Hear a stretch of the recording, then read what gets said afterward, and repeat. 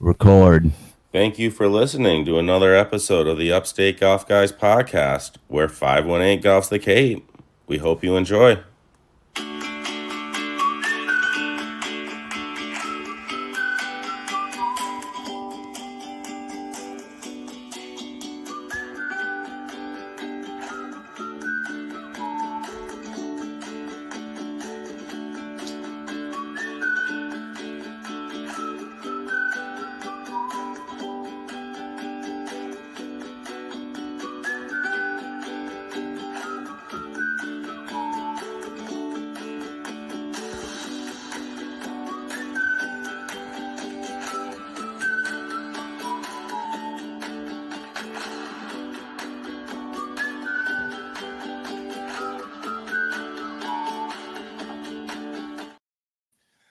We are back in the studio. We have our full squad for the night. We got the full squad. Listen, we've been really slacking with the full squad. Either You're right, it's been a minute. Literally, either Mikey's working late or we got RGB snoozing. How you doing, Raj? I felt so bad. 52 Sundays, those are my guys, man, supporting the legends and everything else. I had an alarm set. I slept on the couch where my Alexa thing set up. I swear to you, I go, Alexa, volume 10, fucking like hip hop or whatever. I set the alarm. Dude, my wife and daughter came home and were like, what the hell is going on here? My cell phone was going off, beeping on my chest. Alexa's blaring like old 290s hip hop, and I am zonked. Listen, like, Raj, when I know if you don't show up and you're not texting, dude, you know I'm out. Your body shut down. When your body tells you to go to sleep, bro. Listen, cancel that tea time. Go home and take a nap, kid. Nah, you ain't got to cancel the tea time. I'll figure something out. Podcast. Speaking of tea times, how'd you shoot them today, brother? Because I know you should probably play 8 days a week. I know. So how'd you get them today? I'll be rolling through with a good 7 in a row because of what we're going to play against Saturday. But I shot what I shoot today. I shot a 43 in the front. Got off to a good start again, like I did last night. I've actually parred. I don't even want to talk about it, but I parred the second hole twice. I don't think I've ever done that back-to-back rounds where I've parred 2. All right, let's talk about yesterday. You said I don't want to talk about it, but Mikey, parred 2. Mikey, we have to talk about yesterday. So one thing, 2 days in a row. One thing Roger always has is his short game. Well, his putting. I should say his putting. I mean, the kid's lights out putting. He plays the course 9 days a week. Right. Well, he was scrambling. He was having a little trouble off the tee again, but he was in play. One got up and down for a nice par. Yeah. How about that? On one, I lost the ball, and still I think I ended up with a par on one. Was that? Oh no, that wasn't. No, dude, you play too many golf. You play too much golf, bro. You were just on the left side. You were just on the left side of the. You were just on the left side of the car path with me, bro. You were fine, but you were okay. You were in play, guys. But anyways, you don't even remember. Don't even know. So that was Wednesday's round. No, hold on a second. Tuesday. That was Tuesday's round. So now I played 27. So now, Jesus Christ. Listen. So now the par 3 with the green is a nightmare. He puts it. You were just off the left side of the green. Yeah. Chipped. Yeah, he chipped it, flopped it, and went one putted for a par. You can't chip that. You have to flop it. You flopped it. Right. Because if you chip it, it's gonna go to the bottom of the hill. Yeah. So, anyways, came out clean there. 3. Bro, this was the hole. This was my boy was cooking. I told him, let me get my fucking camera up, Roger. Let me get my camera up for this shot. It would have been dope. He was cooking at this point. He didn't care about any golf footage at all.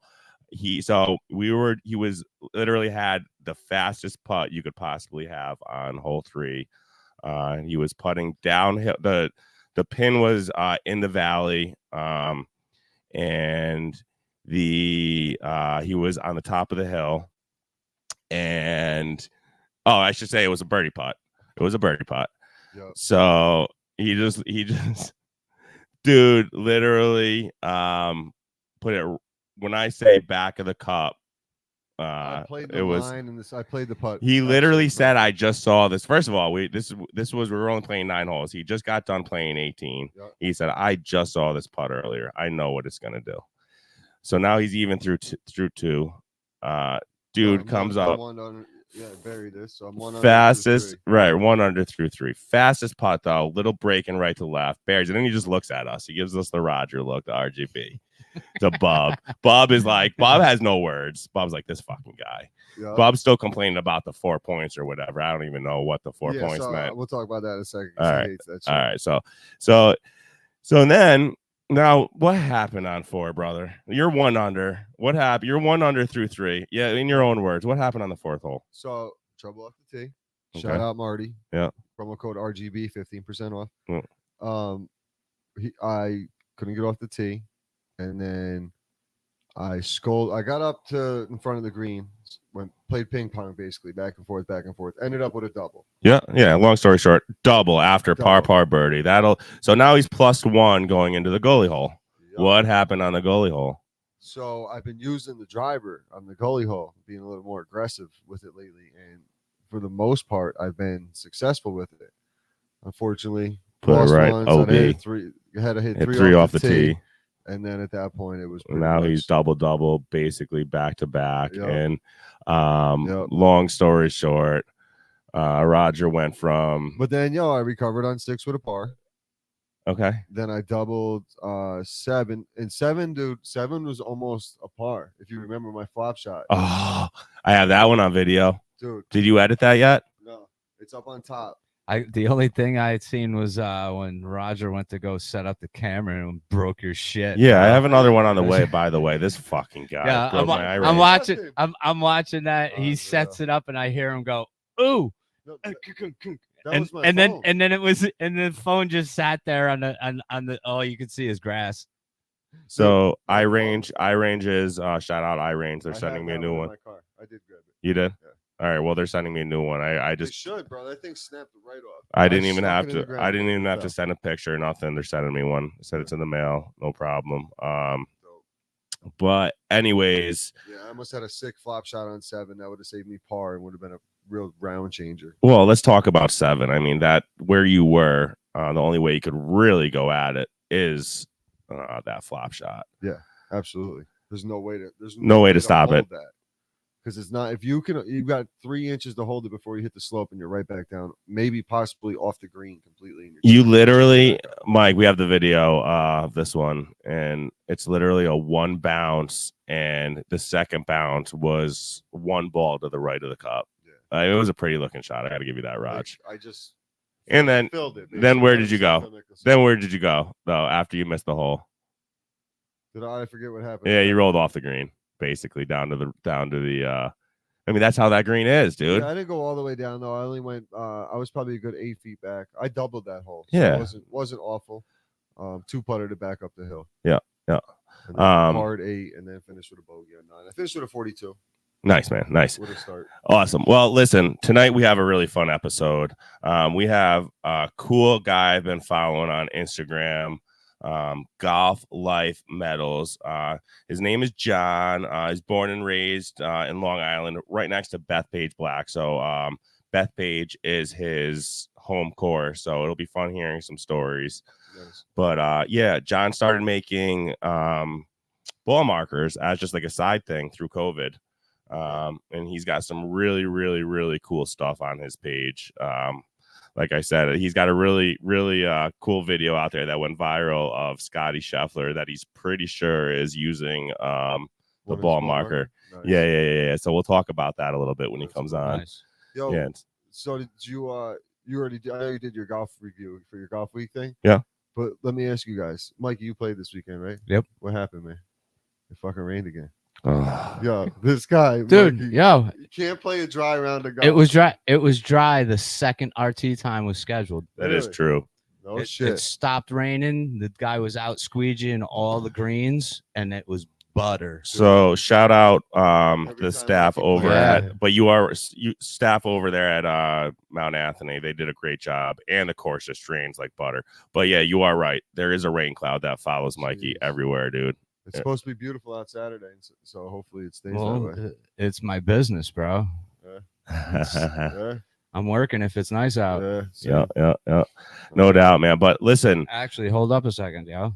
Oh, yeah. Look at what I got that came in the mail. I totally forgot about this. Big shout out to Squares.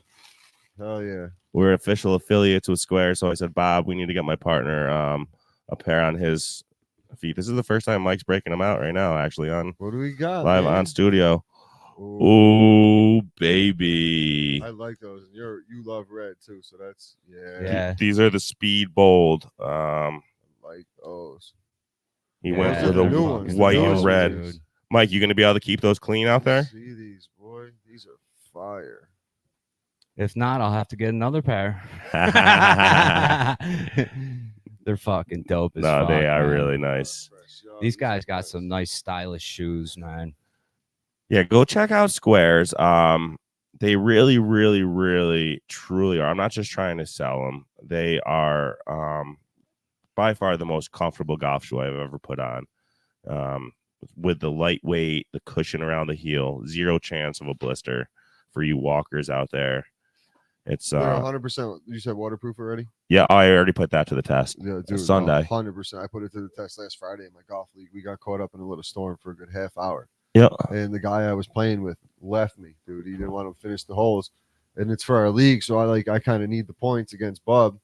So I finished and I walked, and everything I'm splashing through them. I'm like, yo, my socks are completely dry. So they're definitely 100% waterproof. How are they feeling? Dude, perfect. Really? Perfect. So that half size down. Yeah, go half size down with the way they're built. Yeah. I did the same thing. Yeah, absolutely. It's just I cannot wait to play. I'm telling you, you're gonna get 10 yards off your drive. Saturday, right? Yeah. We're playing Saturday. Absolutely. Saturday, 3:00, baby. We should go live. What's get cards and go live, man. What's the matchups? We haven't even really set up the game yet. We have 3 tee times. We have 2 filled. We just go to 2, man. Just go to 2 and do the old PPP. Draw the cards. We don't even necessarily have to do PPP. We can do something different if you guys want. Yeah, well, I got from the PPP, me, Fairway, Bob, and Hank are 100% in. So okay, all right. There's 4, you 2, and then whoever else. RPI head coach coming out. Yeah. RPI coach is coming out. Sorry, Anthony looked at me.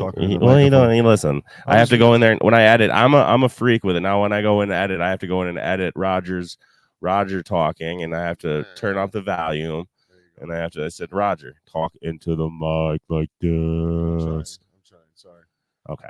We have good. We finally have good equipment. We're all set up. You know, we could be like Joe Rogan if we really want to be. And he's pulling a fairway mic. Hey man. The legend. Yeah, shout out Squares, dude. Shout out Bob from Squares for hooking us up, bringing us on the team. Leave it right there for the shot. Absolutely. And anybody that follows me on Instagram, I now have a link in the bio. And if you want to pick yourself up a sweet pair and join the team, that would definitely be appreciated. Is it a promo No, it's just a link, man. Okay. Just a link. Just click my link, buddy. Gotcha. Click my link. Gotcha. Click my link, yo. Speaking of promo codes, though, I do got to give my boy Nate a shout out over there at Acorn Hills. Did you just say butt boy? My boy. Butt boy. No, listen, he's too. That's what I heard. He lives too far away for that, guys. He lives too far away for that. Too many miles. But my boy over there at Acorn Hills, I do have a promo code. He just had a fresh drop. I actually just picked up my Betsy. It's an American flag themed red, white, and blue. It is fire. It is fire, dude. It does look really dope with these squares. Yeah, they would. The red, white, and blue with a white. Absolutely. So go check out edcornhillco.com and pick yourself up Betsy or the Splatter is his other new line. His merch is fire. It's red, white, and blue splattered all over. It's literally looks like a paint splatter, but it's definitely in time for the 4th of July. Pick yourself up some Acorn Hills. He's got some awesome ideas behind his behind his. he just hit me up the absolutely. Other day. Nate's a great dude. I love Nate. I really do. And he's not my butt buddy, but he is my buddy. So if at checkout, make sure you use Upstate 15 for 15% off your total order. You got a course review this week? I do have a course review this week, my man. Are you ready to go into it? You guys ready for this? Should we go? Brunswick Greens, Troy, New York. Oh, snap. All right, buddy. You ready to go to our Cape Cod course of the week? There you go. All right. Here we go, guys. It's actually a special. It really is a special one. It is a special one. Mikey and I have not played. You should pull up like a Pirate's Cove. Yeah. There we go, guys. Our Cape Cod course of the week is Farm Neck Golf Club in the beautiful Oak Bluffs Martha's Vineyard.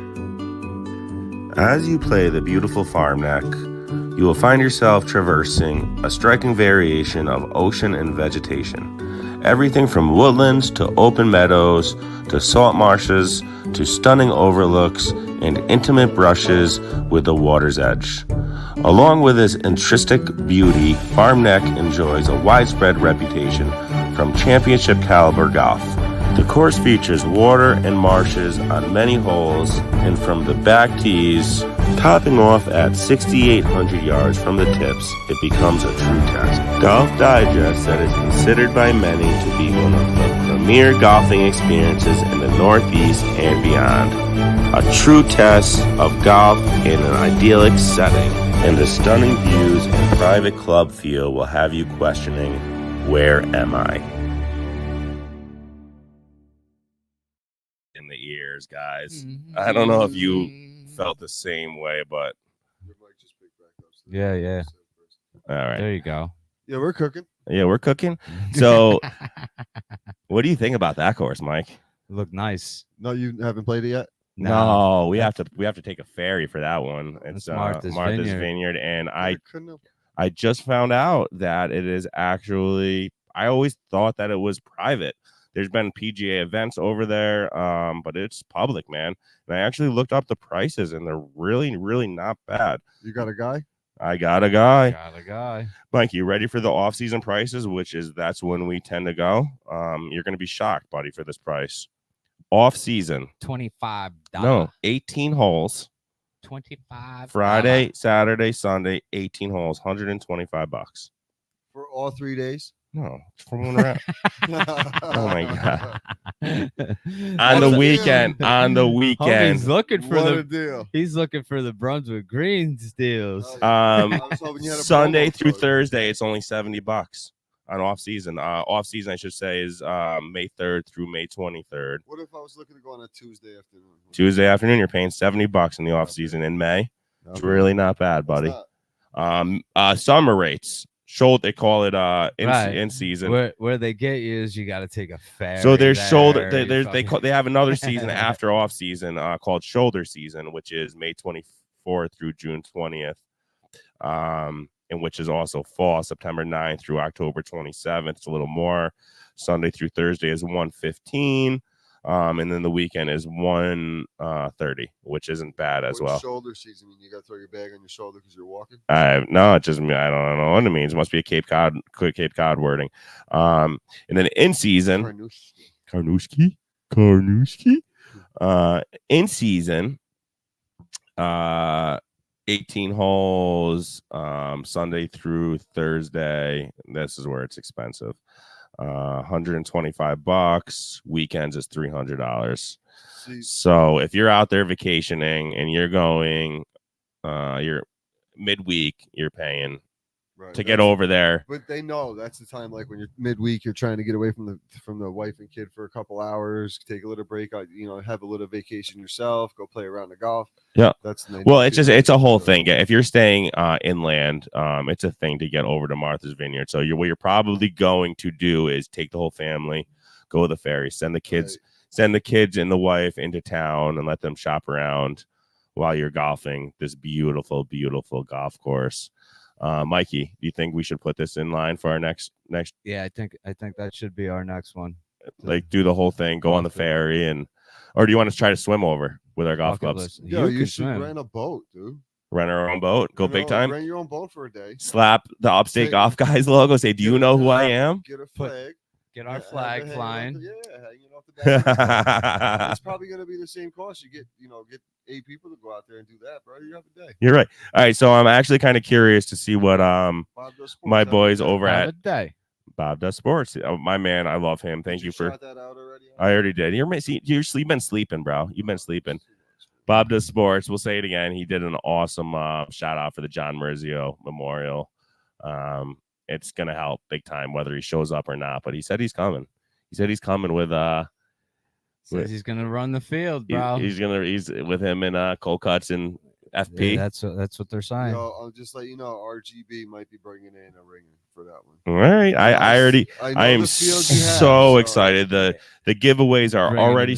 We can't win, so it's like the giveaways are starting to come in strong. Lombardi already sent a couple putters. My boy Danny over at Butterfly Divot sent a couple butterfly tools. And then of course Tony over at Skilled Golf sent. I just got my second box of hats.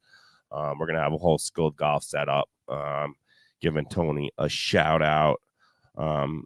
Really appreciate what he does. Sending all those freebies, getting his name out there. For sure. I love it. I wear his hats all the time. Speaking of Skull Golf, I'm wearing one of them right now.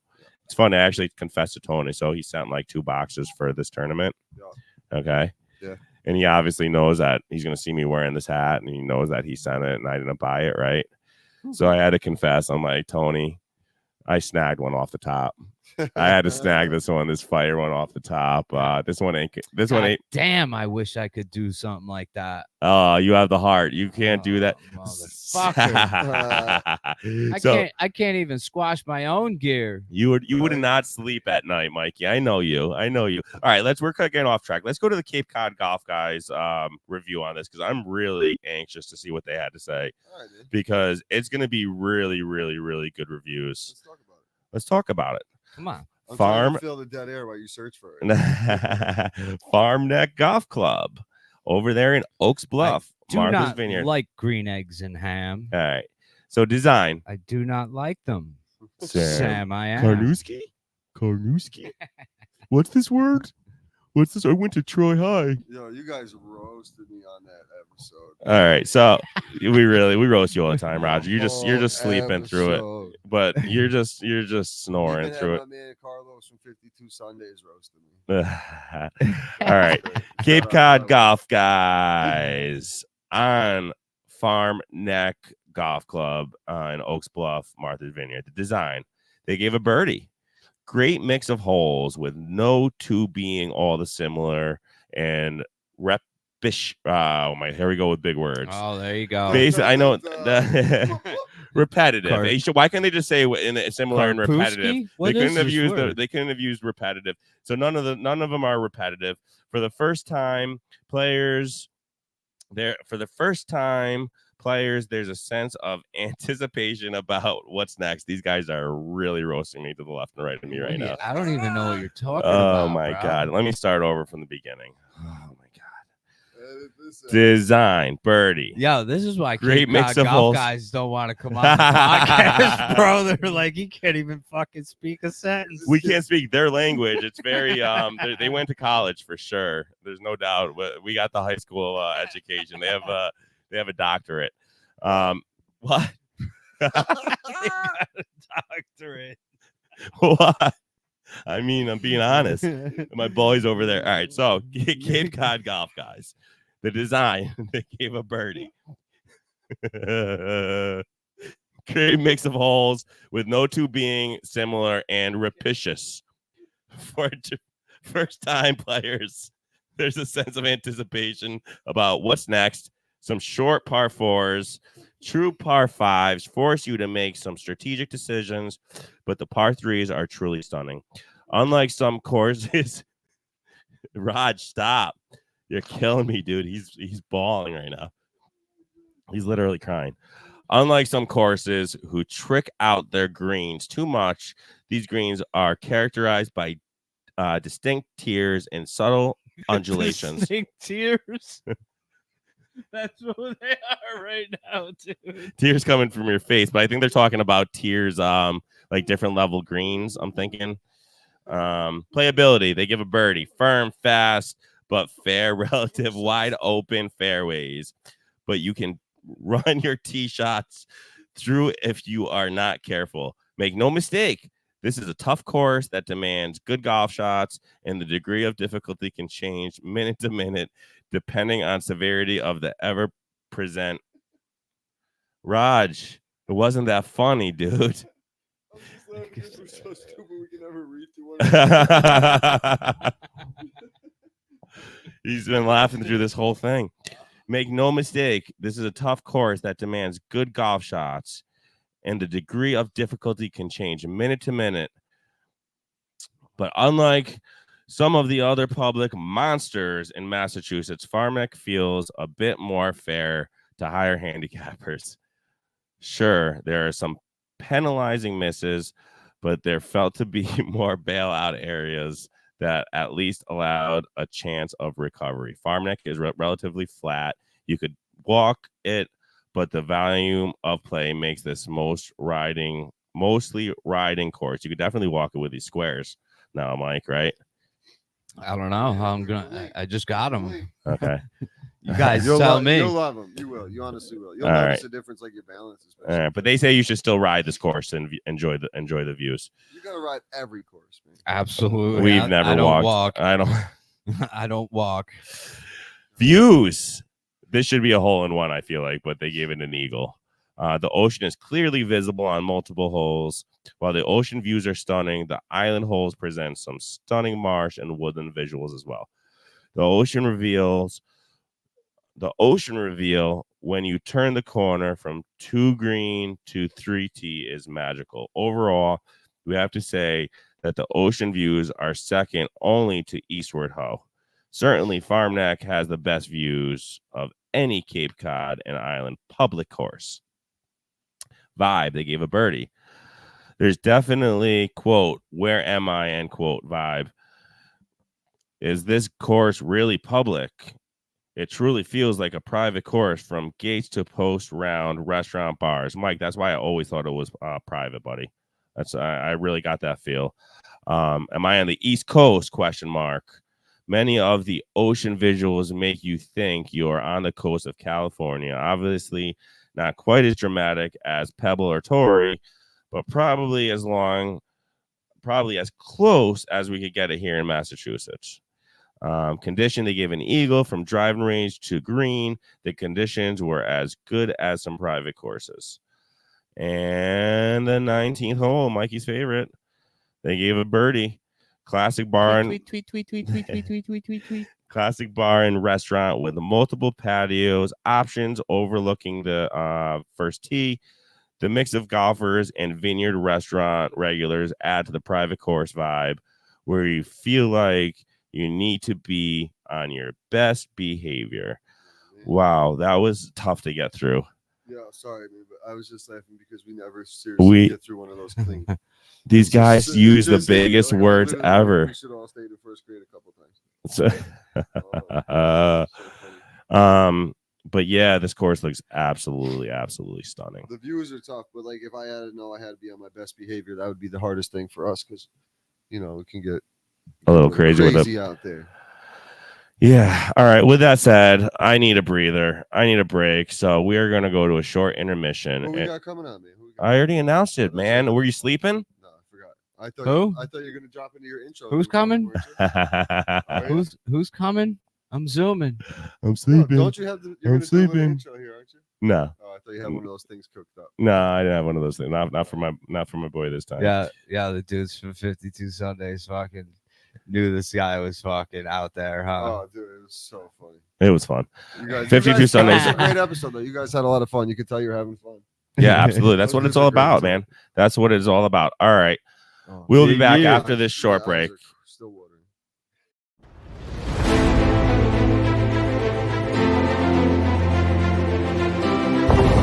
I don't think the head stuff started yet. I think we're all right.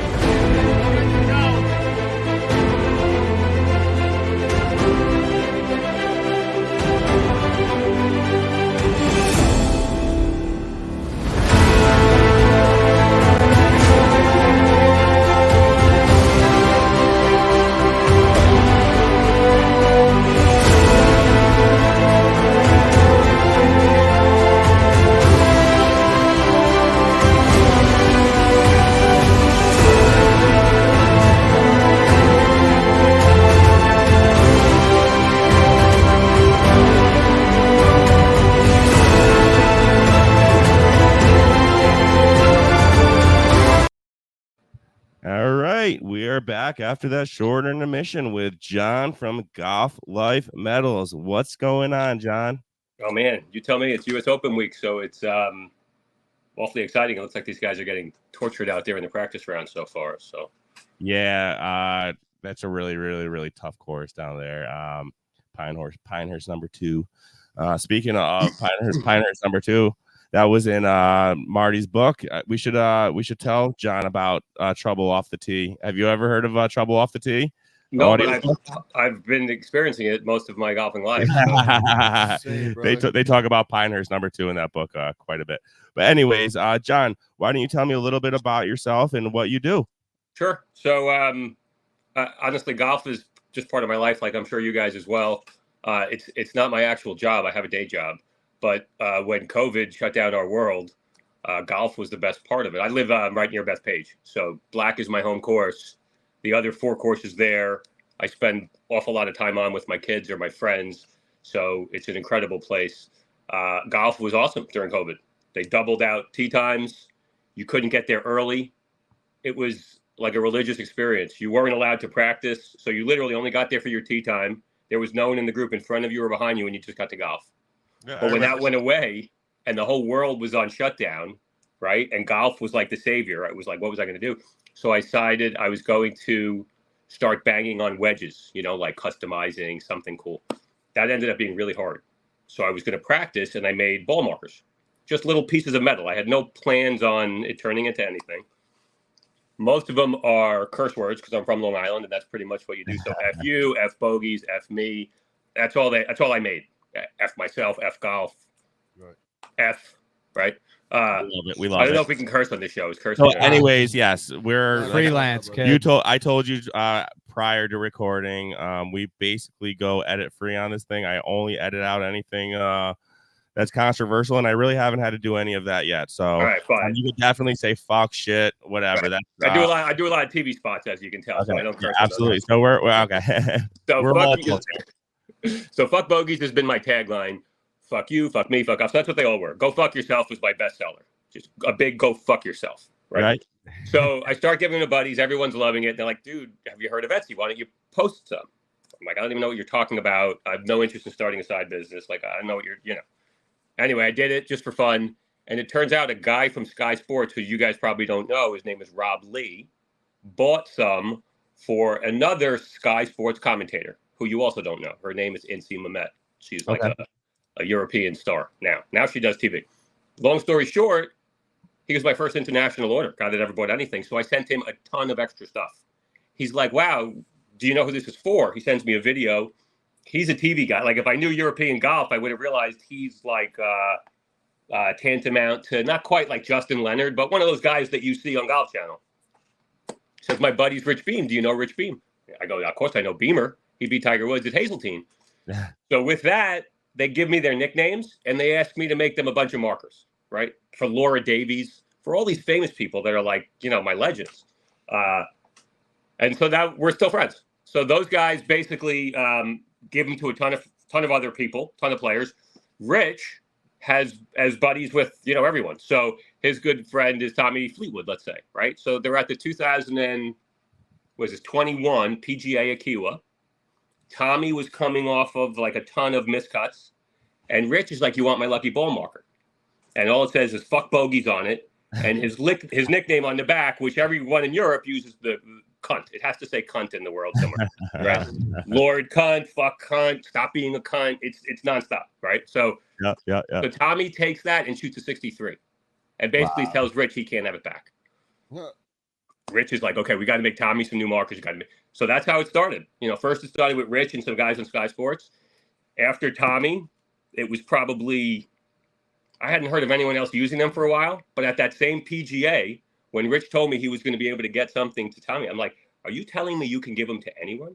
He goes, I'll put them in any hand that you want. So I only had about a week, right? And again, this is not my full-time job. I have a real job. Right. So I quickly think up whatever I can, and I make a marker for John Rahm. I make a marker for Phil, who, by the way, wins that PGA in Kiawah. I make a marker for Ian Poulter for some reason, because I thought he would be close with Poulter. And I made one for Rory and some couple more for Tommy. Wow. So with that, Phil wins the event. I don't believe I know he gets my marker, but I don't believe he uses it. John Rahm turns into the #1 player in the world 2 months later. I've never heard of him using the marker. And I never heard of anyone else. Fast forward about a year ago, a year later, someone's like, turn on your TV. This is the middle of like the tour championship. I'm like, what are you talking about? They're like, Rory's using a marker of yours. I'm like, that can't be. I've made him one. It was way over a year ago, and I've never heard of him using it. Rich has never told me. Rob's never told me. I've never seen it. I stare at them on TV. Turn on the TV, and sure enough, not only is he using it, they super zoom in. So if you go to my site or Instagram, you'll see there's one picture that's clear. You can actually make out the lettering because they were talking about how he just switched his putting technique, and Faxon's going on and on, how he's using the line and this, and he's marking it, and they zoom in on the marker. And, ever since then, it's like amazing. That's awesome. It's turned into a wacky thing of a handful of people just coming up, one after another. That is a really, really, really cool story, John. I'm number one. I'm gonna have to get an Upstate Golf Guys marker made for me that says, what's my saying that I always say? Oh no, oh no. Oh, when I hit the ball, oh no. Mikey said we should name this Oh No Studios because we both actually say oh no all the time. So maybe you could do an Upstate Golf Guys yelling out oh no. Oh, wow. we gotta put a curse word on. I was gonna say you guys are like PG rated up there. I'm surprised at that. Oh no, you will never hear that at Bethpage. No. Here is from one hole after another. Fuck. Oh God, we drop out every F-bomb. Fuck. Fuck. Yeah, no, we definitely curse out there. Fuck. Listen, we're all golfers. John, did you have ironwork experience prior to getting? How'd you even learn how to do it? Honestly, nothing. I've been winging it. I'm a handy nonsense like all of us can. But no, I have no idea about metals. I had no idea what metals would work with other metals. Right. I had no idea how torching copper would go. I kind of just wing it. And then I've asked a few people. So on Instagram, there's some people that do amazing work, and I just ask them friends or I watch their videos. I'm like, holy shit, that's how you do that. And so I made a few buddies, watched a bunch of videos, but no, I'm far from an expert. I'm an expert at coming up with funny golf stuff. Right. And to be honest with you, it's gotten really easy with almost everyone. I just go with their kids or where they went to college, right? So with these pro golf, that's the only one Rory liked is the one that just says Poppy on it or Poppy all over it. That's awesome. The only, and that's really everyone. That's the vast majority of them just want their kids. Justin Leonard just sent me an email 2 days ago. I thought he came from Rich because usually Rich is like, hey, reach out to my friend. He's like, no, I just saw something on Instagram with Scotty Scheffler, the Longhorns, so I bought a ton of, I had all those stamps made, every college logo I can come up with of famous golfers and figure if I just put that on there and send it to them, they're going to use it. And that's really how it works. Nice. That's awesome. Well, tell me a little bit about the Scotty. I'm looking at the video right now, actually. And it's kind of one of those videos you were just talking about with the Rory, and it's zoomed up. And that's basically me watching golf. So when you watch any of these golf, you have the only opportunity is to see my markers, or generally when they either have a bad putt, a bad lag putt. They have a good putt, they're tapping in. So it's a bad lag putt, or if they hit a great wedge to 4 feet, and then the other guy's putting right at it. But a lot of times it's impossible. I could watch 4 hours of coverage and see one good clip. So that's me trying to zoom in. But that one, I haven't gotten 100% confirmation. I keep asking. I'm trying to get in touch with Ted. I actually spoke. He makes pickleball paddles. Did you guys know this? Ted Scott, his caddy. I didn't either until this week. So I'm looking up Ted because that's how I've gotten to a lot of these guys. The vast majority of players are obviously really busy, right?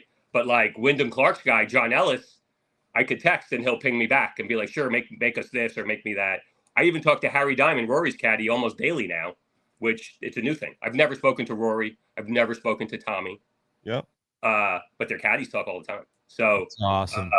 So anyway, with Scotty, I made him one marker because I saw a Golf Digest thing that he only uses a Dallas Cowboy, this old marker. And so I remade it into copper and had Rich give it to him. And every time I see him mark, it's either a coin or it's nothing you can see. It's that little Dallas. and all of a sudden now he's using the giant copper that everyone else is using. So I keep trying to get someone in the group to let me know. I don't speak to that many guys on tour, and then I just sent him a bunch of new ones. So, but that's all I know. I don't have a more zoomed in version, but I'm 99% sure that's the copper one I sent him, because if you look at every other time he marks, it's like a quarter that you see nothing on the green, or that little cowboy one. And I just sent him 3 new ones for his son, because that's going to work. And a crook, by the way.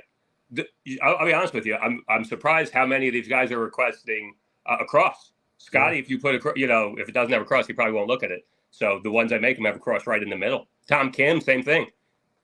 Simple. He just wants a cross and like his initials. Nothing else. Well, I got to ask you what your thoughts of the whole Scotty situation with the whole, what happened out there in Valhalla or whatever. Valhalla? Valhalla.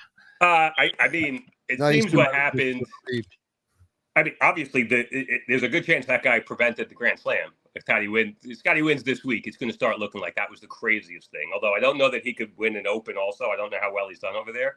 But, I mean, my take on the event or on what aspect of it, it's obviously ridiculous for golf to even have that happen. Right. It is. I can't believe it lasted as long as it did without getting dropped. How? It sounds like something did happen. All that video that we all saw, that was just the guy running over to the car. That was the aftermath of the guy falling on the ground, it sounds like. Yeah, I mean, but we all saw the scratch in his the infamous pants that got damaged. But I just think Scotty was also a little bit of a idiot for not name dropping. And we saw in all the videos he really didn't name drop. He didn't know what to do. You got to, if you put yourself in his shoes, he's probably 25 years old. He's never been in trouble his entire life. It's 6 in the morning. At every tournament they go to, they're directed to drive around traffic with your hazards on. He's in a car that says player car. Right. He's driving with his hazards on like they're told to do. And he has no idea that guy's not a cop. I totally believe him. He's just like a random Valhalla security guard saying, stop. I'm freaking Scotty Scheffler. I'm not stopping. I'm going. I'm just going to go here. And once I get past the gate, this is where I'm supposed to be. Right. And so the cop screwed up. And Scotty should have jumped out and been like, time out. I'm Scotty Scheffler. If you don't know who that is, go ask your freaking superior who that is. And then let's figure this out. And that should have ended it. Right. They weren't talking to. I don't even think Jeff Darlington, the reporter that was there that was filming it, that was saying, hold on, guys. He should have been screaming, that's Scotty fucking Scheffler. Right. That's the number one fucking player. Stop. Imagine that's Tiger Woods, because it is. So stop what you're doing. Well, I heard Tiger Woods. I heard the best. Got to get content, man. You got to get content. Or the best. Got to let it happen. The best. The best. He could have been the hero, though. He could have been the fucking hero. He should have been. The best comparison I saw was it's like in today's day, not letting Patrick Mahomes into the Super Bowl, basically. Well, there's a game on in 20 minutes. But or they take Anthony Edwards out, right? He's playing. Right. Yeah, you can't come in. Right. I mean, come on. It's and then he came and played amazing, and then he got screwed when Teddy left. If Teddy Scott is there on Saturday, he doesn't implode, and he probably wins it. Mm-hmm. So what no one's talking about is that part of it. He played great. Teddy kept him in it. He got through with adrenaline. The next day, Teddy's gone, and within 2 holes, he's got one decision to make. He can hit this impossible shot from the top right lip of the bunker, or he could just chunk it out like Teddy constantly says, and let's make the putt our amazing shot. Let's not. And so what does he do? He whiffs it into the high stuff. He chunks it from the high stuff to another thing, and from that over the green to, I think, a double or a triple. Mm-hmm. And now he's on tilt, and the guy, the preacher, right, the PGA is just sitting there with the bag, smiling, going, here. He doesn't know what to do. Right. He doesn't want to say, you're okay. He doesn't want to say, take a breath. He has no idea what to do, right? And so Scotty went about a horrible 2 hours and then regrouped a little. And that's why he lost the event. Yeah, had he stayed there, he would have won the whole freaking thing. I was rooting for him so hard after that happened. I really was. I totally switched my views on Scotty. I kind of, to me, it was like I always rooted against him because the guy's always winning and he's that pain in the ass. It's like, come on, how are we going to beat Scotty? The dude's on fire. There's no knocking Scotty down. But after this happened to him, I truly felt bad for him, man. He didn't deserve this was a bad one. This was a bad look for everyone. the police, and he couldn't have been more classy when he's like, it's not their fault. Yeah. I don't want to, thank God they're here to save us, which is true. He's like so easy to root for. He's such a good dude. I don't know him, but so good at golf. Ted Scott is such a good guy. Just the videos I watch of them makes you want, and they're so perfect together. And there's a good chance, by the way, he's the next, Jack Nicklaus, Tiger Woods. He's hosting an event. He's got 10. He's probably getting to 10 plus majors. Barring injury, he's probably the thing. That's a great one. Tell me a little bit about Bethpage Black being in your backyard. How lucky are you? Tell me about that. So I grew up on Long Island in a different town, not far away, maybe 20 minutes. But when I got married and we were picking towns, I'm like, let's go by Bethpage. So I live in one town away. It's called Plainview. Bethpage is 6 minutes away. It's incredible. I'm there all the time. I don't play the black all the time. I try and play the black Friday afternoons. And I probably play the other courses, 2-3 times a week, depending. My kids, with my friends. It's unbelievable. It's a phenomenal course. Very fair, right in front of you. Anyone can play it. Unfortunately, lots of people play it that shouldn't be on it. You should play it from the right tees, but no one does. Most people will even play the white tees. The white tees aren't the right tees for people. If you're not I'm like a 1 or a 2 handicap approximately. I usually play the white tees. Okay. I'm 50 now, so my ball doesn't travel right. So I just got the new ping driver, hoping I get 10 yards back. But my irons are all right. I just can't put it out there. So all of the par 4s are par 5s if I play the blue tees. So what we tend to do in my group is I play a blue-white combo, which I don't think anyone else does. I kind of invented it for me. The hardest hole, the furthest back ones, I'm playing from the whites. But the mediocre ones, I'll play the blues. And we'll play 9 and 9. And it's phenomenal. But the black is like a religious experience for me. Special. $70. It's fair as can be. There's one little water feature that you don't go in. There's very little, you don't go out of bounds. You don't go in the water. Can you find your ball and hit it out of the rough? And it's awesome, and they're already, what's that? I was going to say, what's your best score on the black horse? You got to drop it now. So from my best score on the blacks from the whites is a 70 about 2 years ago. My second best is not that close. I don't think. That was like one of those days. And I was playing with 3 dads from the town who were invited me to play. They're like, we hear you're pretty good. Let's go. I'm like, don't believe everything you hear. I've never played with you guys, and then I shot lights out. It was crazy. Everything went in. I'm like, guys, this is not normal, for this course. Everything was going right. Rumors started. Awesome. Yeah. Rumors started that I was full of shit and not to bet me in golf. Out of all the other, there's 5 courses. I know there's the red, blue. What's your next favorite? What one would you typically go play on the regular day-to-day basis? So the next best considered by everyone is probably the red. It's the next most challenging. It's a much more shot maker's course where you could be in the fairway and you got to know which side of the fairways to be in because trees could block you or little bends. I love the blue and the yellow because I play a lot of 9 or 12 holes. Sometimes it's either slow out there or I don't. And so the red, you're out there. The blue and the yellow are awesome courses. If you play them from the tips, they will kick your ass. At least the blue will. Greens are usually in great shape, and you can play quick 9-hole rounds. But if you're coming to Bethpage and you don't get on the black, you pretty much want the red. Now, would you? I know black. Everybody knows you can't ride. Would you suggest on hiring a caddy for the black? Yeah, my caddy is the caddy master now. The caddy that I always took is the guy that became famous because he got Jazz Juanatanda's bag in the PGA. Remember that guy? Yeah. He pings me the night. He goes, Mills, I got a bag. I'm like, you're kidding me. He's like a local caddy. Amazing. I got a bag. Awesome. Never Jazz Juanatanda, the guy who's in the second to last group on Sunday. Wow. I'm out there with my kids. I'm like, that's Jack. He's now the caddy master. The caddies are great. I have a push cart. I just got a new one, an electric one. Most of my buddies just have push carts.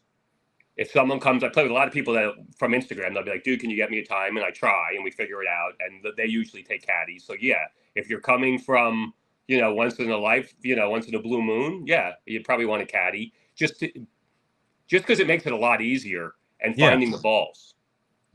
They're not going to give you that many secrets. I could be a better caddy than most of them. I get my kid around the course.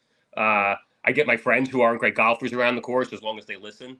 and don't try and hit like 5 irons from the rough that you'll be dead before the back 9.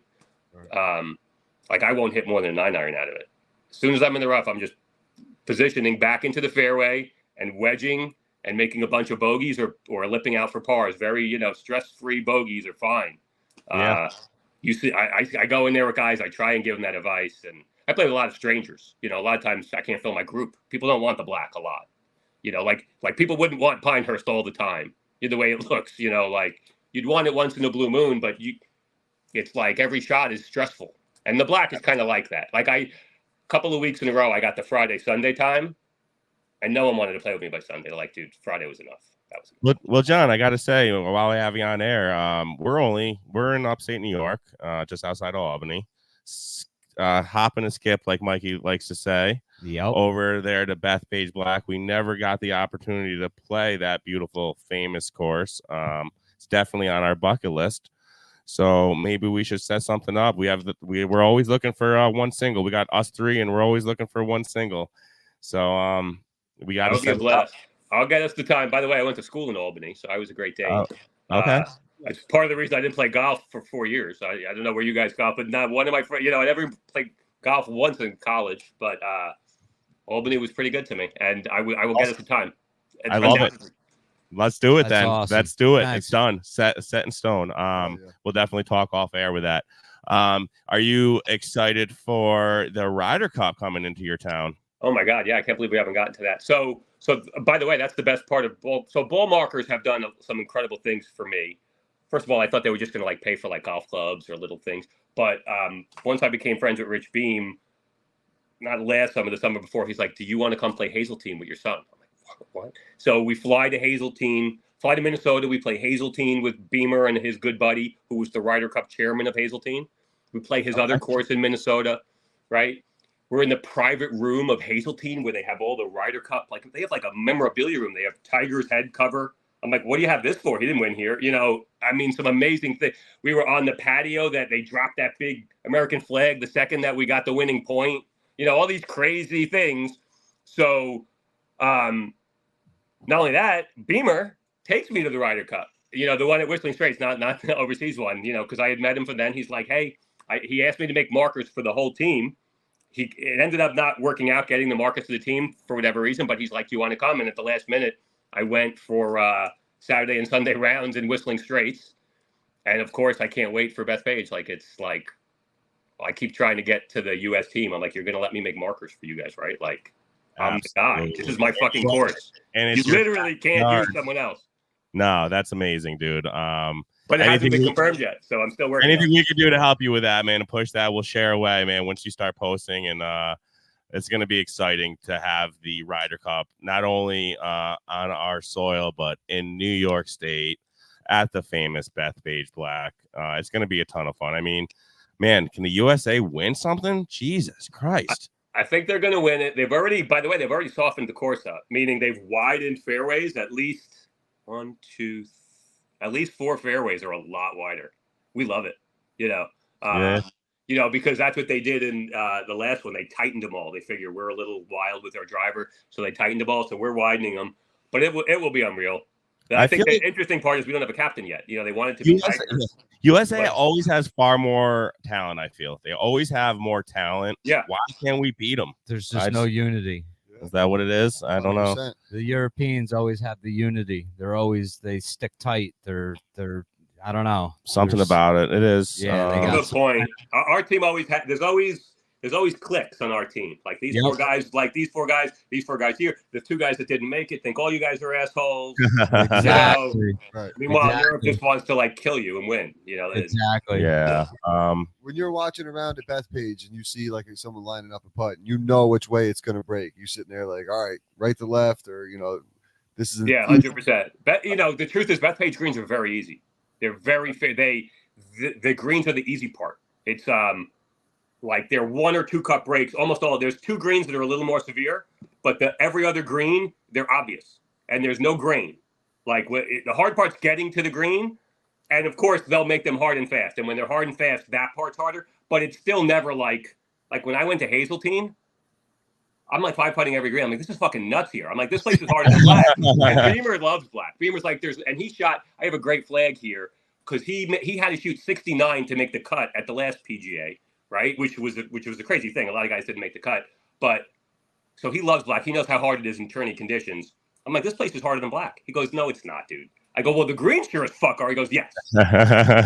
Like me and my son, we were like, so anyway. At Black, I do know where almost every break is. Yeah, it's very obvious to me. You know. Cool.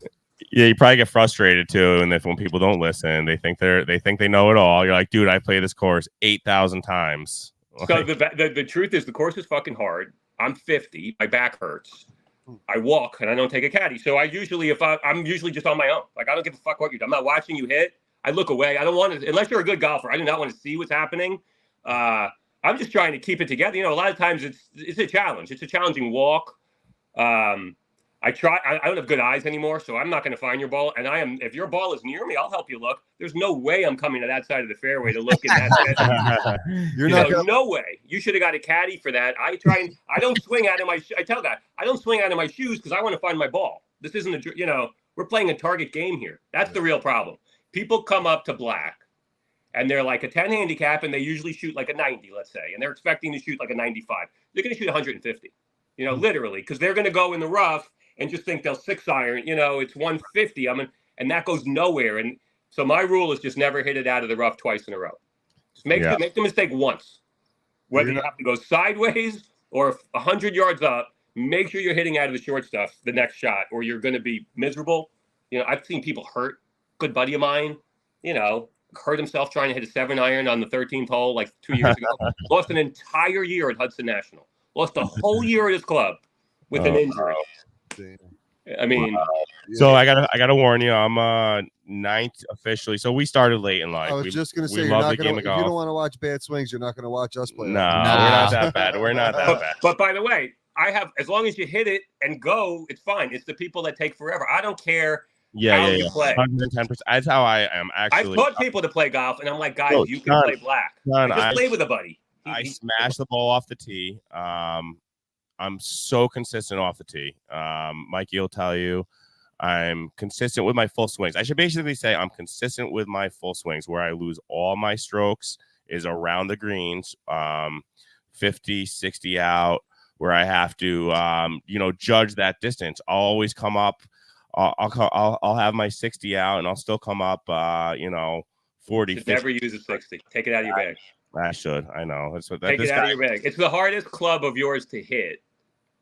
So I took out I just put a 60 back in because I had an extra slot, but I only use it here and there. I way more frequently hit a 56, and I very often we'll just punch up with a 50 and try and hit the front. Like I was playing with a really good golfer the last time I played who came in. I got his time. And there were a few shots like you can't usually bump and run it up on Beth. Most of them are elevated, but the few that you can, I'm like, it's such an easier shot. He's like, oh, you played here before. I go, yeah. Like, why would you fly it all the way there and have to catch it perfect and then hope the spin stops it, where if I just hit it here, it's going to run up and maybe it's a few feet short or not, but it's just an easier shot. But no, I agree. Yeah. 60, it looks pretty when you get a good flop shot, but I have lately, because I'm struggling so much, just trying to use that 9-iron pitch and wedge and just kind of pitching it up there is much easier, but sometimes that doesn't even work out for me. I love my 60. I got the flop shot down pretty good. There you go. I mean, if you have it down, it's handy. Because if you have it down, it gives you confidence. You've got feel. You've got touch. So it's really frustrating playing with this guy. I'm not going to lie. I've been playing probably 20 years. I started late in life. I'm 42. And I started in my early 20s. This guy just started, 5-6 years ago? 6 years ago. Yeah. Right. And on top of it, he was a good baseball player. I grew up with him. Was a lefty his whole life. Yep. Learned how to swing a golf club right-handed. Yeah. And not only does he swing it right-handed, he hits the ball pretty damn good. He's like a 12. You're what, a 12? 14. Or 14 handicap. Yeah. So I've been playing 15 years longer than him, and he beats me every time we play. That's awesome for you. Yeah.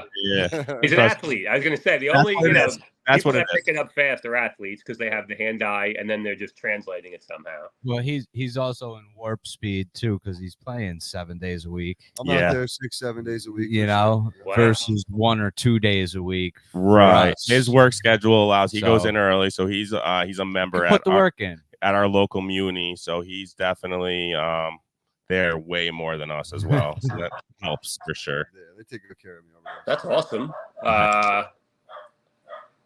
Yeah, you know, the truth is, it's all about the time you put in with golf. Yeah, it's very easy to plateau unless you do something different, right? Yep. So you have to change something to get out of that plateau. Mm-hmm. But I think you would have a really good time playing with us. We keep things moving along for sure. I mean, we hit the ball well. The reason why we're higher handicap is around the greens. I think I'm 50 just like you, so I lose distance off the tee. I call Mikey though. Pick it up on the short game. Yeah, he's Mikey Up and Down. That's his nickname because you know, he's the opposite as me. If we're a good scramble team because I could get us out there and he makes up for it around the greens. That sounds great. And yes, I like I said, I play golf with everyone. Yes. All sorts of places. My kids, my younger son's, you know, not very good. My oldest son's great at it. He works at Bethpage in the summers now. But yeah, it's a good. I don't really care. How much time that is? Definitely. Yes, for real. Amazing. I'm sure you have way more stories about Bethpage Black that we're not going to get into because we'd be talking all night long. Yeah. But with that, I gotta know what's all the hardware behind you. So, and I knew that was going to happen if I was at this desk because it's happened before. That's not the intention. But I used to be at a club called Pine Hollow on Long Island, and I kicked a lot of old guys' asses there for a while. So most of them are. This is my club champ. This is actually, believe it or not, this is my biggest title ever. This is the number one Long Island two-man champ, not the club. The biggest Long Island amateur event, the two-man, the Long Island Golf Association has a 2-ball Sands Memorial, and me and my buddy won it one year. Shocking. Like we usually play in it, and we come like in 10. One year we came in second, and then we won it the next year. So at one point we were the best team on Long Island, which is hard to imagine. That's great. This was my club championship, and then most of the others are President's Cups from that club, probably 6 or 7 years ago. But I did play a lot of, like a U.S. Am Tour. I don't know if you guys have that by you, the U.S. Amateur Tour. Yep. So I love those events just for getting some tourney golf in, and if they're ever at Bethpage, I'll always play those events. You're not going to beat me. Yeah, there's they come around. They play at the Troy Country Club. They've had a few events around here. Yeah. I'm part of the Golf Week Amateur Tour. I don't know if you've heard of that. Those things are fun, man. I mean, those are. I have a good time. The truth is, I haven't played in one this year because there's only 3 or 4 guys in the championship flight. Sometimes there's 2. And I'm like, I don't want to go for one guy because the truth is you end up shooting the low score and I win $20. Right. You're only winning unless you play for the listen, our director Adam, he's a champ guy, and he's always up against the same 2 people because we're basically play local courses. We're all around the upstate area, so it's the same people, and it's the same problem. The better it's we all know golf is a tough game, and our D flight is huge. There's always 20. Right. There's 25 people in the D flight. It's great prize pool, but the percentage are great. Yeah, they're always fun. And sometimes, so when I look at the courses I like, I'll always check the calendar. If it's one of the courses I like or that I've won on, and there's at least a few champs in there, I'll go play golf.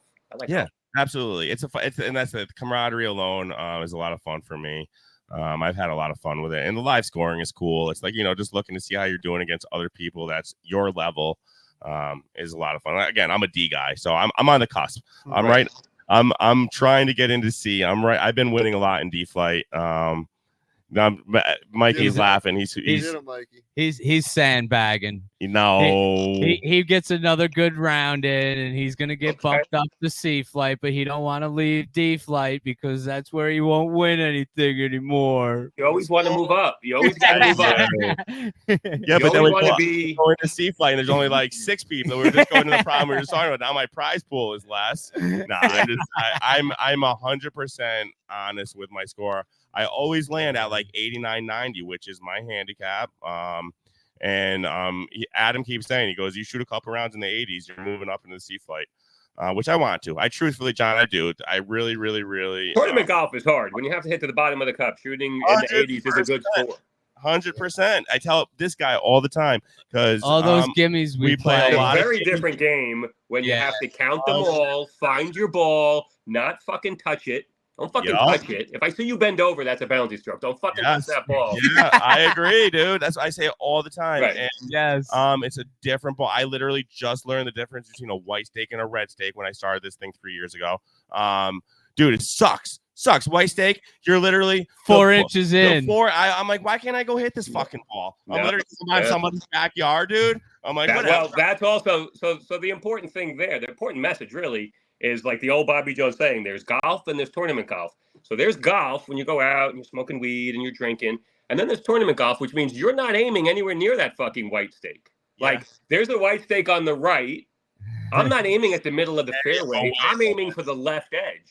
You know, if I play a fade. So that's the difference of tournament golf and tourney rounds and fun rounds. I'm hitting every shot. I'm trying all these things. Tourney rounds, I'm freaking dialing in and I'm not trying anything. I'm basically playing pussy golf. I'm trying to, chip it, like you're doing this. The next thing you're just trying to make pars and maybe get a birdie and everything is conservative. And so it's very different golf to shoot a score and to just have fun, which is also why that round it's probably why I shot that round. I think I started with a bogey that day. I had my record round because the putts just started going in. I didn't care. I wasn't lining it up and grinding until the back nine. I'm like, holy shit, we have something happening here. This guy just thought he had something happening yesterday. I played 9 with him. He was 1 under through 3. He was got the reality check on the 4. plastic was hot. He had a really, really tough putt on 3 for birdie, downhill, left to right on the course. He literally had just played 18 before I met up with him for 9. So he played 20 yesterday. So he's like, I literally just saw this putt this morning. He was like, I'm hitting this thing. He knocked it in 1 under through 3. And then what happened, Raj? So I came up. I have terrible trouble off the tee. And I hit one short. Like I hit it. I don't really have a lot of. My ball is a line drive, almost like a softball pitcher, like a riser. It just slowly goes, and then I'll get the run out. So I hit one on probably 180 yards out, 190 yards out. Use my 4 hybrid. I hit a nice pull up to the front. It's stuck in the front. Then I chip it long over the green. Then I chip it back over the green. And then I was playing ping pong instead of golf. But were you thinking at that point like, okay, I'm 1 under, let's play smart, or were you just golf? Right. So that's the hard. That's how all these guys. Because I just got stuck at a tier of around a 2 to a 3 for years. I got to scratch once when I won this big trophy. And played key. I shot par at the Ocean course, and I got myself to even, and then I couldn't get it back. And it's not just the putting; it's chipping and putting. It's a little bit of everything. But I realized it was really course management. Mm-hmm. So I did that decade class, that Scott Fawcett thing, and I did that for a good 6 months, and it changed a lot. It's very much what I just said to you guys. So you're playing a tournament, and there's a white stake on the right. My aim isn't the middle of the fairway anymore. It's now the left of the fairway. So a massive right shot is inbounds. And my straight shot may be in the rough. And that's okay, because I'm in a tournament and I'm safe. Sometimes your shot where you aim it is in the rough. And Tiger Woods won 15 majors by taking aggressive swings at conservative targets. And that's helped me get to a 0 by playing 2 parts of it. One was aiming smarter. And it's almost never exactly at the flag or exactly at this. And it's not as simple as middle of the greens, but it's sort of. And 2, whenever you're in trouble, get out of trouble in 1 shot. So if you're in the trees, which you're in the trees in Bethpage all the time, don't take that angle up that could hit a branch. Take the 100% shot to get you into the fairway and let your next shot be the one. But doing this, and if you do that every time, you'll save a half a shot every time you come out. Because 1 out of 2 of these hits a tree and does this and boom, boom, boom. And then you may have a worse lie. And you then you get like on Fritz. You hit 1 tree and now you're like, shit, now I'm chasing double bogey. Whereas you just come out, you save all the mental power. Yep. Middle of the green, maybe you make a putt for par, tap in bogey. That doesn't kill you. And that's how I stay alive on Bethpage Black. I don't usually play all the other courses like that, but I'll play a tournament round like that. Just playing smart. Absolutely. Well, I just learned something from you a little bit. I'm definitely going to aim far, far, far away from the white stakes, no matter what. Even if it gives me a bad line or further away from the hole. That's exactly it. There are a few trouble spots, and it's almost always a body of water or the property line. Yep. If you have the golf course over there, you should never be out of bounds. Your good drives should be in the left rough, and that's okay because you can make pars and bogeys from there. From there, you're making doubles and triples and nothing worse than OB. OB is the worst. It is the worst. Hitting 3 off the tee sucks. OB is the worst. Water's not even as bad because usually you could pick a spot. One of the 2 drops lets you save the yardage, but an OB penalty is the biggest penalty and must be avoided at all costs. So, John, as a scratch golfer, what's your favorite club in your bag? I like asking scratch golfers. That's an interesting question. I mean, I love my driver. My driver's my oldest club in my bag. I just got a new one. I love my driver. I can hit it anywhere. Love my. You know what? It's good when you ask that question for someone to think and not have a go-to. I love the vast majority of my clubs. There's no club in there I don't like. Good problem to have. I got my first club I pull when I warm up is a 9-iron. So when I see my 9-iron yardage in my rangefinder, I think it's fantastic, which is about 135. And then I play everything on the 5s on the way in, 25, 05, 95. Yeah. Do you use a blade or a mallet putter? So interesting question. I use a Scotty Cameron notchback. So it's really a blade, but kind of a fat blade.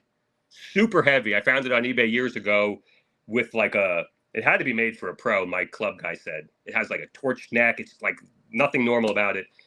And I putt pretty good with it, but I just got the putter that Rory and Scotty use. Scotty uses a different neck on it. Yep. But I figure, first of all, I love those guys a lot. And second of all, as soon as, Rory advised Scotty to give it a try, again, he had tried it before. He's won every tournament. So I'm thinking maybe it is a better putter. And Rory looks like he's going to make. If he doesn't make, it just misses. Yeah. Like the Open that Rory didn't win or any tournament he doesn't win, it feels like he has 5 balls around that hit the edge. And so I'm like, I'm going to get that putter and see what happens. So I just bought it. I haven't gotten it yet. Nice, man. So what's your most memorable shot over there at Bethpage Black? Any hole-in-ones or any close to or any albatross? Or I've never made a hole-in-one yet in my life. It's funny. Everyone laughs at me about it, but I don't think it's that funny. I've made a few eagles though, and they're all within the same acre of land. So last year I made an eagle from under the trees on 9. It was about 130 out. I didn't think it was going in. I was just trying to punch it onto the green. It's one of the few greens you can punch it up, and it landed exactly where I wanted to, right on the mouth. And I was expecting it just to end up pin high, and it just made a right turn. And I actually have a video of it. It's on my Instagram. I said, did you see that? And my buddy in the fairway goes, whoa. And you can't see it go in. But I said, that literally made a right turn. Like, did it hit a rake? And we got there, it was in the fucking hole. Amazing. Yeah. And I've made an eagle the next green over, which is really 2 holes later. This is on 11 from about 130 out. That was about 10 years ago. So that little spot of Bethpage, when I get near there, I feel like magic is going to happen. I have a quick one for you real quick. I got to tell them the scrounge story. It was beginning of the season. We were all anxious to get out there. You know how it is in New York, long winters. So it was like one of our first rounds out, and the 8 of us were playing, and we had teed off. It was a par 5, and Scrounge started talking to the group. We were all together. It was actually the 10th hole, so we had hot dogs. We're all bullshitting or whatever. You know how it goes. And I forgot what you were talking about. No, you remember the story now? So so we all hit. We get out there. Long story short, Scrounge can't find his ball. He said, I found my ball. It's in my pocket. I never fucking teed off. Because he was bullshitting, stoned, we were hanging out with the guys, whatever. Yeah. So I said, just drop one with me right here. We usually hit the ball around the same distance. Hit one with me, whatever. It was just a fun round out there. No money on the line. Didn't matter anyways. So we both hit our second shot, very similar spot. I was like 70 out. He was a little further back. So his would have been an eagle shot, literally the most picture perfect. One hop, slam dunked into the hole. Oh my god! So I was like, does it count? Do you count as an eagle? We were celebrating. We're high five, and it was an awesome fucking shot. Right, it's an awesome shot. Right. You're not playing for anything anyway, but what? Right. Do you count it as an eagle or no? What do you count it as? I mean, honestly, no. Were you writing scores down? I don't write scores down most of the time. Were you writing scores down up until then on a piece of paper? I don't even think. I always keep scores. I don't even. You know what? Most of us keep our own on our apps, I think. And I use Arcos, which I love. So I tend to do that a lot of times just to see how far I'm hitting my shots. I don't necessarily care about it at the end. Yeah. I guess if that had happened to me, and I didn't tee off and I dropped, I probably would say I don't know that I'd put it in for my handicap, but for my own mind. I'd say this is where my drive average goes. Sure, I'd take my eagle there. Right, you got it. Whoa, here's a good question. At any point during the day, was there a single mulligan, redo, I didn't tap in, taken back, anything like that ever done? I can't recall. Scrounge don't play like that. No, he's straight up. He's very straight up. Actually, like he went into the red we played the other day, and we weren't playing for any money. But he wanted to take his drop and give himself like a terrible lie with no line at all. I was like, dude, you're taking a penalty. I was like, go ahead, give yourself a little something, give yourself some love. Yeah, but he's definitely plays by the book. I like that. I like that, by the way, because that's the right game, and you might as well play the correct game in case you ever get into a little match with someone who's playing by the correct rules. Right. It's good to know where you match up instead of the Fugazi numbers that everyone else shoots. Right. But I don't care what anyone writes down. Unless we're playing a match or for money, which most people don't play me for money. I actually got challenged 2 weeks ago on Black. When I show up there on a Friday, typically I'm on my way to the office, me and my cousin. At 8, there's no driving range. The range there sucks. You can't hit a driver. I may hit 5 or 10 putts, and then I head out. And the first hole or two are my warm up. In my mind, I'm hoping I make a par. Very happy if it's just a bogey or so. So I play 2 holes, and this guy who wasn't a very good golfer is like, do you want to play a match? You want to play for some money? And I just looked at my cousin like, is this guy real? Take that money. I go, what did you have in mind? And he says, I don't know. What's your handicap? I go, what's your handicap? It's like, I'm a 15. So okay, I'm a 3. You're a 3? Meanwhile, I'm not a 3. But I was like, I don't know what this guy's trying to get into my pocket. I'm not giving him 100 strokes. And with that, he's like, you're a 3? I'm like, yeah, dude, what's going on here? I got a transfusion in my hand. It's Friday afternoon. I just want to be golfing with my cousin. Do we have something going on here or not? I'm not giving you strokes. You can play any tee you want. I'll play any tees. I'll play this tee. You could go play those tees if you want. The yellows, the red. I don't care what you play. I'm playing the white tees. I'll play. I'm not giving you 15 shots. Right. And so he doesn't want to play. I think I beat him every hole but one. He made 1 birdie. I think I beat him every hole after that. Wow. Don't you love them jamokes? If you don't know somebody, how do you? It's a funny thing to do. I would never believe me. There are guys that I thought that. I thought I would kill you. That would wipe me out. Big fat guys or guys. There are guys that can golf. It's funny. A 15 handicappers is wanting to bet. And if you don't know how to play the black, it's not a normal golf. Does he know that? And he didn't know that the course was in your backyard. You play it. I don't know that he knew that. I don't know that he knew I play it every Friday. Right. I don't know that he knew. I happened to. By the way, I probably bogeyed the first 2 holes, and I think I shot 5 over. Wow. From the white tees. That's probably a very tight round for me. Very That's probably why you said you want to put some money down because you burned. That's what I'm saying. But my point was right. It's not like I was chunking it. I'm just, I'm just out here swinging, and you hit one in the right. It's easy to miss the fairway on the first tee and make a. It just happens. Like I don't know. Yeah. I'm not thinking you're counting my shots. I'm just trying to get the ball around and warm up a little before our afternoon and get going. But the moral of the story is never bet anyone in golf. Because you never know what you're getting. Yep. I've seen guys that'll kill me that I can't believe it. That I feel like I bet my entire bank account. And then I see them or I see their scores and I'm like, I've never shot that. Yeah, that's absolutely insane, man. Nothing out of it. Listen, I say take that money if you can, though. I mean, why not hustle? Yeah. Yeah. The truth is, It's tough. It's tough days out there, man. It's tough times, man. We're all right. struggling. The truth is, it's more than the right. It's really about the fun and the fight. I At know. that point, he knew we were playing each other on the way in. There's Yeah, always yeah, a bigger fish. There's always a bigger fish. Yeah. John, let's go back to your I'm just curious. It just the question came to my head. What's your favorite piece that you made so far to date? Would you say like your favorite custom or for what player out there? What would you say that sticks to you? So I gotta say, Tommy Fleetwood, I've made the most amount of stuff for because he's my first like big name pro that's played my stuff every week for years. Really, he's won tournaments with it, and I can't wait for him to win a tournament here with them. I'm dying for him to win one. He's won over there. So for a big one. Oh my God. So he seems like the nicest guy. Everything I hear from Rich is how nice he is. And every video I see, he's taking care of kids and stuff. So between him and Rory, I would say, Rory is obviously is such an incredible player. And the fact that he uses my marker the vast majority of rounds and that Harry will talk to me. Like I just sent Harry, he got him yesterday because he had asked me, he goes, would you mind making something for a friend of ours? I'm like, of course. I'll make you whatever you want.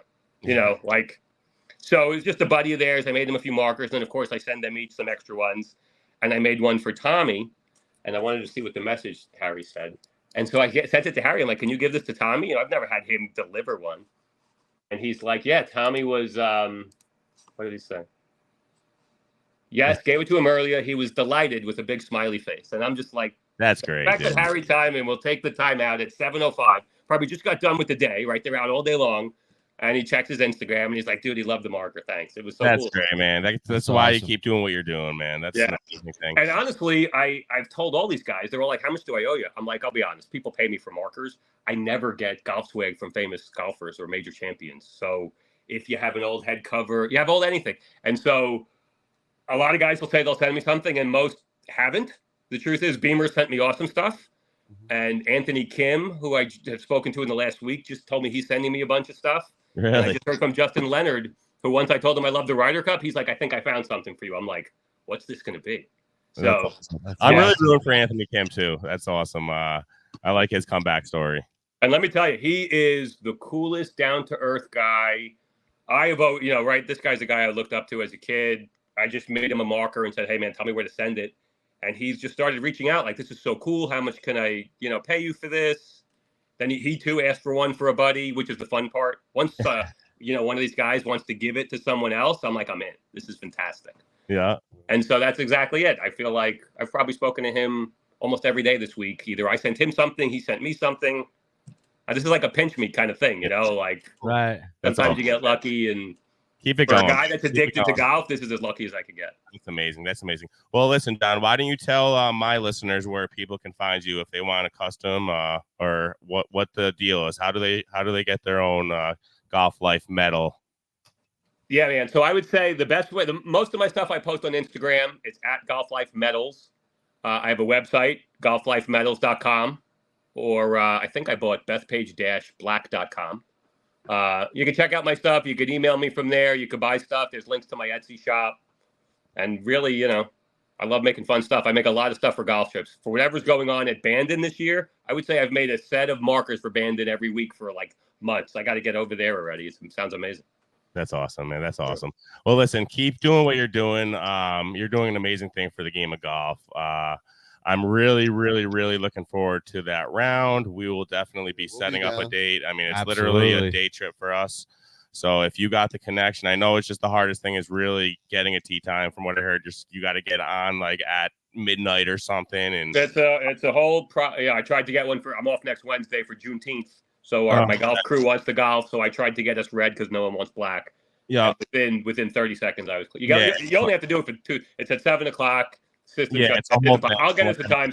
The only problem getting a time is if you want like first thing in the morning. If you we'll play afternoon. Exactly. We'll play later in the afternoon. I would actually prefer later in the afternoon. A little less actually bullshit where the less serious golfers are out there. It would be a ton of fun, man. So no, we're gonna have a blast. Bethpage is an absolute mecca. Set it up. Awesome. I'm psyched, man. I'm psyched. All right. Well, with that said, I like closing my episodes out with my guest. I appreciate everybody tuning in to another episode of the Upstate Golf Guys. We're 518 Golf's the Cape. Let's go. Later, guys.